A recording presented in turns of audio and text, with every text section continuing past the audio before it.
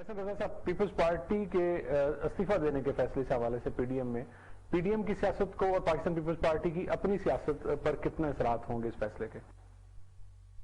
صاحب اس میں زیادہ نقصان تو پی ڈی ایم کا ہوا ہے. ٹھیک.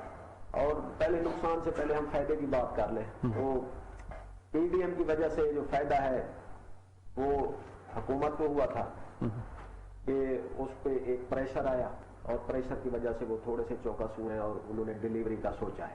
ٹھیک. یہ حکومت کا وہ ہو گیا. اور اب پی ڈی ایم ٹوٹنے پہ بھی حکومت کو فائدہ ہو گیا ہے. اب آ جاتے ہیں پی ڈی ایم میں شامل جماعتوں پر. پیپلز پارٹی ہے. پیپلز پارٹی کا ایک گین یہ ہے کہ وہ جن کے پورے پاکستان میں پی ڈی ایم کے پلیٹ فارم پہ گئے اور انہوں نے اپنی آواز عوام تک پہنچائی. خیر اس کا فائدہ تو دوسری جماعتوں کو بھی ہوا ہے. جیسے اب مریم نواز نے کوئٹہ میں خطاب کیا, لاڑکانہ میں خطاب کیا, کراچی میں کیا. تو لیکن پی ڈی ایم کے اس پہ انہوں نے یوسف رضا گیلانی کو پچ کر کے ایک حکومتی محاذ کو بہت بڑی شکست دلوائی, جس سے پی ڈی ایم کا وقار بلند ہوا اور پیپلز پارٹی کو بھی اس کا فائدہ پہنچا. اب نقصان کا جو آگے وہ تو آگے والے حالات ہی بتائیں گے. فی الفور یہ جو پی ڈی ایم کی دوسری جماعتیں ہیں وہ اب پھر وہی سینٹرل پنجاب پہ فوکس کریں گے اور آگے جا کے شاید ان کا الیکٹورل الائنس بھی. مستقبل قریب میں پیپلز پارٹی کو اپنا اتحاد پھر بنائے گی اور مسلم لیگ نون ایک اور اتحاد میں ہوگی, ہو سکتا ہے سر؟ یہ ابھی سے ایک اہم خیال جماعتیں جو ہے نا ان کی تھوڑی سی ڈویژنز ہو گئی ہے. جیسے اے این پی اور پیپلز پارٹی یہ لیفٹ کی جماعتیں ہیں, ایک آئیڈیالوجی پہ چلتی ہے, مزاحمت کی اس پہ. تو یہ میرے خیال میں ایک دوسرے کے ساتھ بہت کمفرٹیبل ہے. اور دوسری طرف جو نون لیگ ہے وہ مولانا کے ساتھ شاید کے پی میں وہ اتحاد کر لیں گے اور وہاں پہ عمران خان ایک بہت بڑا چیلنج ہے ان کے لیے. تو سر اس کا مطلب ہے کہ صرف پاور کی خاطر انہوں نے یہ موو لیا, کوئی ان کو ذاتی طور پہ اعتراض نہیں ہونا چاہیے تھا پیپلز پارٹی کو اپوزیشن لیڈر کے لیے؟ نہیں, پیپلز پارٹی جو ہے وہ ایک پارلیمنٹ کی بالادستی پہ یقین رکھتی ہے. یہ اور حکومت پہ پریشر کے لیے وہ بنائے جاتے ہیں, الائنسز بھی بنائے جاتے ہیں اور الیکشن کے لیے بھی الائنسز بنائے جاتے ہیں. یہ ایک ڈیموکریٹک اسٹرگل کا حصہ ہے اور جائز. اعظم نذیر کو پرائمری لیول پہ اس کو سپورٹ کر دیا, جب سیکنڈری لیول آیا تو پھر اس کو ریفیوٹ کر دیا. نہیں, پیپلز پارٹی نے سپورٹ نہیں کیا. پیپلز پارٹی کی پنجاب میں ہے وڈرا کرنے کا کیا ریزن؟ اس میں ان کا میجر وہ کنسرن دیکھیں, مسلم لیگ نون کا حق ہے کہ وہ کسی کو بھی اپنا سینیٹر لائے. اور اعظم نذیر تارڑ کو ڈیل ہوئی تھی نا, یہ ڈیل بنائی. ایک منٹ مجھے, اعظم نذیر تارڑ کو لانے کا مقصد ویسے ان کا یہی تھا کہ ہم ذرا, کیونکہ پیپلز پارٹی چڑھتی ہے اور یہ پہلی دفعہ نہیں کیا.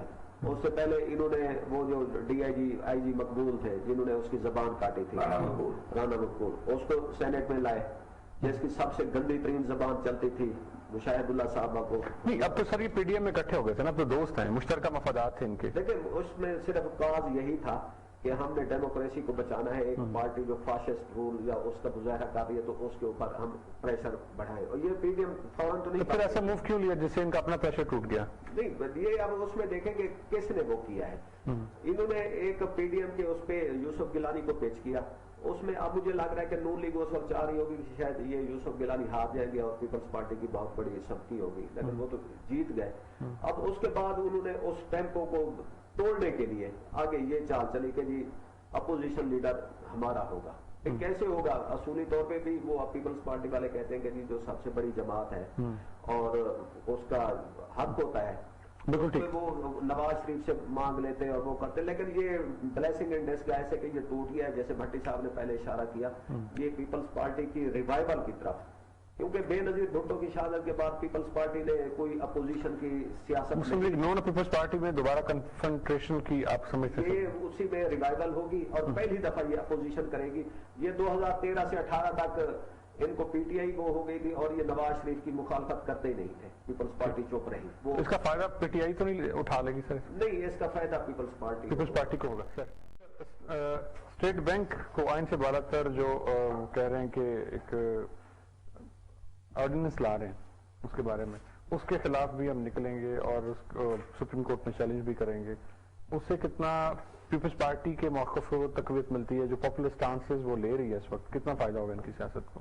یہ دیکھیں اتنا پاپولر نہیں ہے, لیکن پیپلز پارٹی کی جو کور آئیڈیالوجی ہے نا اس کے کلوز ہے. یہ ہمیشہ آئین کی بالادستی کی بات کرتے ہیں.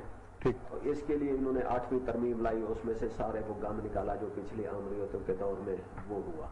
اب چونکہ یہ آئین کی خالق جماعت ہے اور وہ دیکھتے ہیں کہ آرڈیننس ایک ایسا لایا جا رہا ہے جس میں اسٹیٹ بینک کو یہ خود مختاری جو ہے نا وہ اتنی زیادہ بڑھ جائے گی کہ وہ پارلیمنٹ کے سامنے بھی جواب دہ نہیں ہوگا. تو اس پہ یہ پیپلز پارٹی ہمیشہ سٹانس لیتی ہے. اب جو آ گیا دوسرا آپ کا سوال کہ کیا اس پہ عوام نکلیں گے اس کے جب دوسری جماعتیں, لیکن دوسری جماعتیں اس وقت اپنے بندوں کو نکالتی ہیں جب نیب میں مریم نواز کی پیشی ہو, اپنے ذات پہ جب ان کا وہ ہوتا ہے یا ڈیل قریب ہوتا ہے اس پہ پریشر بڑھانا ہو.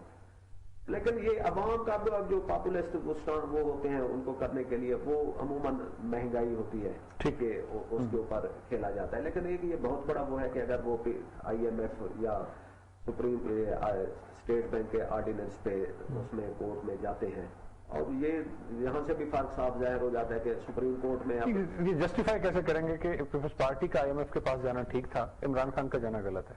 یہ تو ٹرمز کی بات ہے نا. یہ تو جو یہ کہتے ہیں کہ یہ تو IMF کے بندے ہی لے آئے ہیں, وزیر خزانہ انہیں کا بٹھا دیا, اسٹیٹ بینک کا گورنر جو ہے نا وہ انہیں کے اس میں بٹھا دیا. یعنی IMF کے پاس جانا غلط نہیں ہے, ان کے بندوں کو لا کے بٹھانا غلط ہے. آپ نے اس دنیا میں رہنا ہے, ٹھیک, وہ الیکٹورل جب الیکشنرنگ میں آپ نعرے لگاتے ہیں کہ IMF کے پاس نہیں جانا, وہ تو اس وقت عوام کو اپیل کرنے کے لیے ٹھیک ہوتا ہے. لیکن ان ریئلٹی آپ اس دنیا میں پوری دنیا کے ساتھ مل کے چلتے ہیں. آئسولیشنسٹ ہمارا مائنڈ سیٹ نہیں ہونا چاہیے, IMF کے ساتھ چلتے ہیں. لیکن ٹرمز کیا ہیں؟ اب پیپلز پارٹی گئی تھی IMF کے پاس, تو آپ دیکھیں وہ جب آئے تھے وہ GDP ان کا بھی 0 تھا. جو یہ کہتے ہیں کہ ہمارا پیپلز پارٹی نے اپنے ٹرمز پہ قرضہ لیا یا IMF کے ٹرمز پہ لیا؟ نہیں, اپنے ٹرمز پہ لیا, اور پھر اس کا ریزلٹ دیکھیں کہ جب وہ چھوڑ کے گئے تو GDP جو ہے نا وہ 4 کے قریب آ چکا تھا. ایکسپورٹس جو ہے نا وہ ہائیسٹ لیول پہ, ابھی تک بھی وہ اس کو وہ تھریش ہولڈ بنایا ہوا ہے کہ جی جو 2013 میں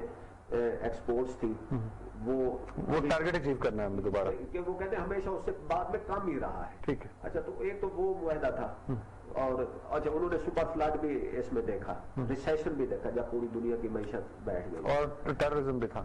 ٹیررزم عروج پہ تھا, وہ تو ختم کرتے کرتے بیچارے اپنے وہ 2013 کا الیکشن ہی نہیں لڑ سکے, کوئی باہر ہی نہیں آ سکتا تھا. اور پولنگ سے ایک دن پہلے جن کا کینڈیڈیٹ ہی اغوا ہو جائے تو انہوں نے الیکشن کیا لڑا ہوگا.